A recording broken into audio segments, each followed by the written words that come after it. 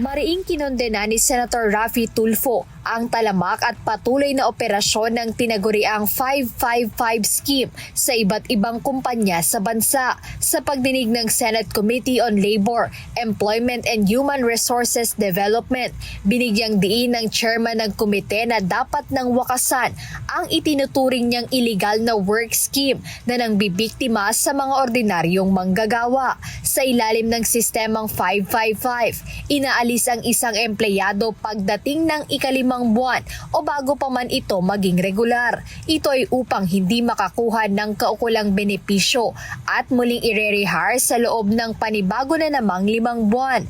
Aminado naman ang Department of Labor and Employment o DOLE na batid nila ang nasabing work scheme. At ayon kay Undersecretary Benedicto Bitonio Jr., may mga umiiral na tuntuning nagbabawal dito. Yun pong 555 ay hindi dapat nangyayari yun. There are already rules that are in place that prohibit yung practices na yun.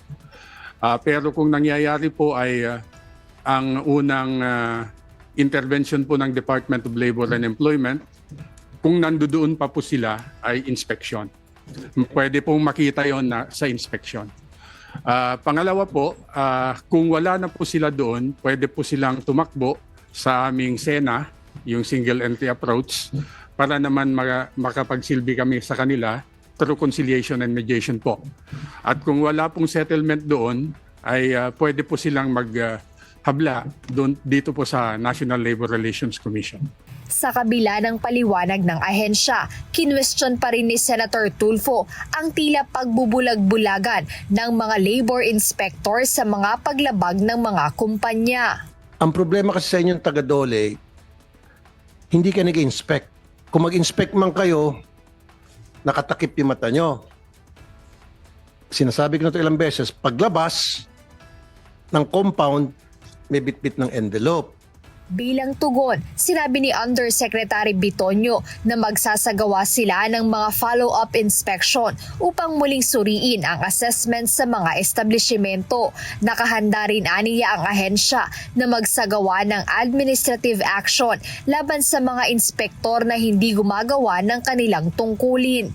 Actually, sa inspection process po, kailangan ay nandoon yung, kung pumasok po ng inspector, kailangan nandoon yung kinatawan ng employer at nandoon din dapat ang kinatawan ng mga manggagawa.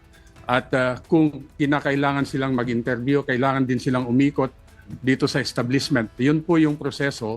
At kung meron po tayong mga inspector na hindi nakakagawa ng ganun, ay kailangan mayroong karampatang aksyon administratibo para sa kanila. Gayunpaman, mariing iginiit ni Senator Tulfo na dapat talagang maimbestigahan ng DOLE ang lahat ng kanilang mga inspektor, lalo pat inamin ng ahensya na wala pa silang napapatawan ng parusa kaugnay ng isyong ito.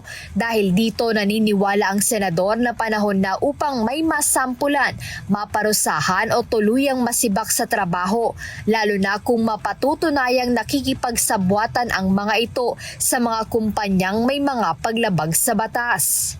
Samantala, bukod sa 555 scheme, binigyang diin naman sa kaparehong pagdinig ni Senator Erwin Tulfo na panahon na para tuluyang tuldukan na rin ang mapang-abusong contractualization o ENDO.